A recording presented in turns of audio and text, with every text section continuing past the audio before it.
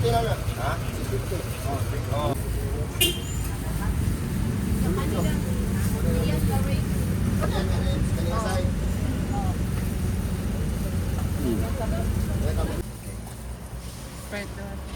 Ito yung lamas ko eh.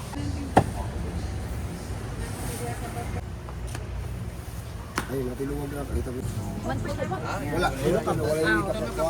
Mga kamidya, nato diri karon sa St. Therese Parish Church, Lahog, ug kaning sa gipalitan na kog lechon or kaning gipalitan na kong lechon is from Yong's Lechon. So kaning Yong's Lechon is gikan ni siya og talisay.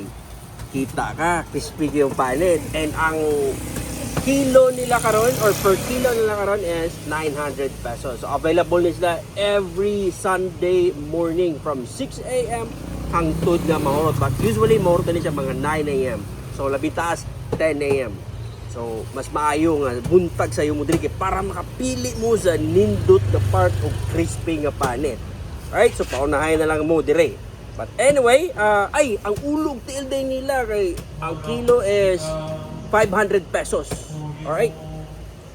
Kuyugi ko ninyo ng mukhaon sa ilang lamian yung lechon. Siyempre, unang kagat, balat agad. Wow. Woo! Wow. Iya.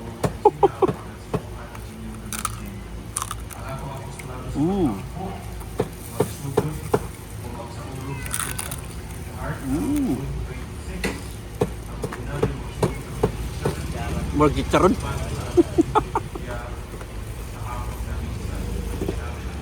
Wow. Check this out. Uy. Ini ada yang party. Init pagid.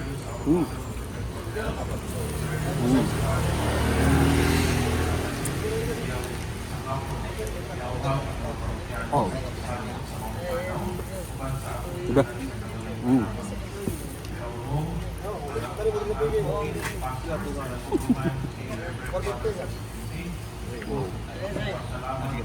The best lechon nasi.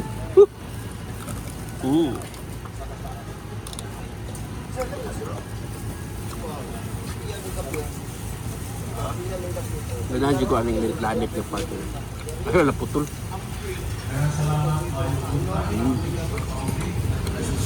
Sudah.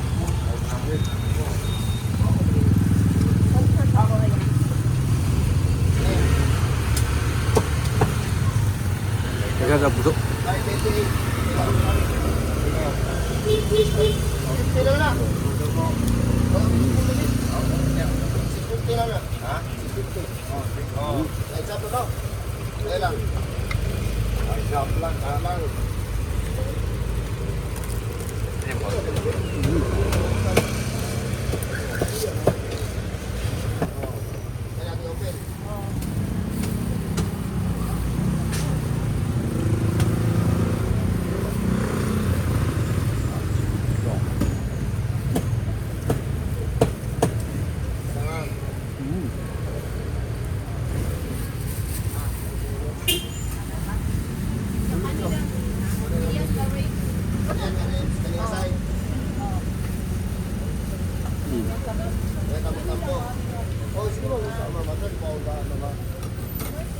Report lang no? Oo.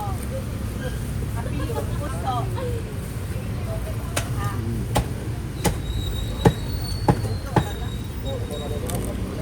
Mga kamidya, umanatagkaon rin sa Yong's Cebu Lechon. But anyway, wala dyan ko korot at itong gikuha na ko.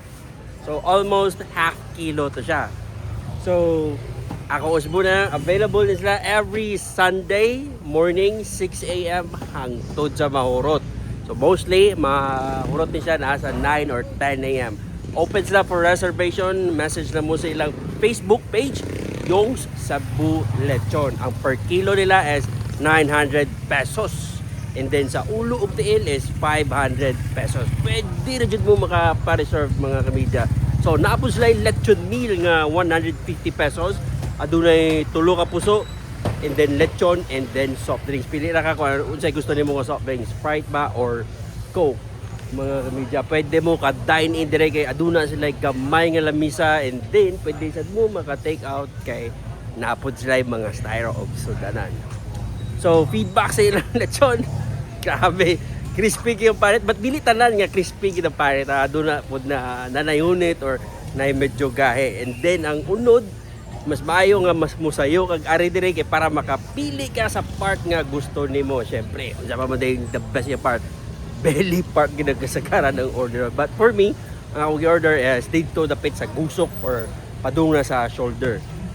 Kay sa belly, murag dili na kayo ko pan sa belly kay tambok siya, and then naa dito tanan ang mga timpla, so medyo parat-parat na siya. But kung gusto hindi mo belly mas nindot nga, palit ko sa kilo niya, i-mix part nimo, pakuhaan pa butangan nimo paa nga part or shoulder nga part. So mao na mga kamidya, and then what else? Ang ilang lechon is gikan na og talisay. So igo ra sila na grisel. So ang ilang ning lechon is from Lolo Soys dito sa Talisay. Sikat po na nga lechon na dito. Ang ganang Lolo Soys is mahalinan na sila 100 or ang to 200 katibok na lechon every Sunday. And then sa per week siguro nila asin ubay-ubay gina kay kusog kay sila halig sa lechon. Sila na pinakakusgan nga halig dito sa yung tapuk-an na og dinyahan dito. So, daghan kayong salamat nga inyo ning gitanaw dire sa Stanley Media together with Yung Sabulachon. See you on my next vlog. Bye-bye.